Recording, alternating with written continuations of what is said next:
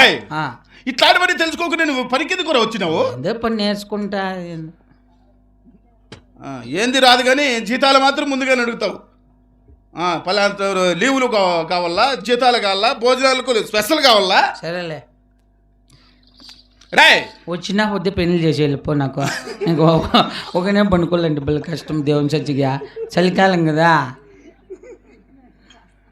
ఏమో నీకు వచ్చినా పోతే పెళ్లి చేసేదే మేలు. ఈ ప్రకారం మాటలు చెప్పే మా ఇంట్లో ఆడవాళ్ళతో ఒకే రకం మీరు. సరేలే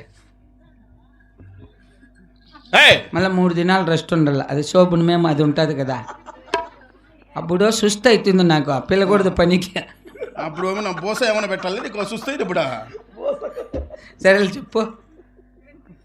అసలు ఇట్లా సరే నువ్వు చెప్పుపా. నిన్నెవరు పెళ్లి చేసుకుంటేది. సరేలే కప్పు నా కొడక. కాదప్ప నాకు బిడ్డలు పుడితే బట్టలు తెప్ప. నా కొడుక నువ్వు పుట్టే మీ నాయనకి తలకాయ రూపాయి పెట్టింది. నీకు బిడ్డలు పుడితే ఎవరు నేను చూసావుడా. సరేలే అబ్బా యా ఊర్రా నీది రే. సరేలేప్పా.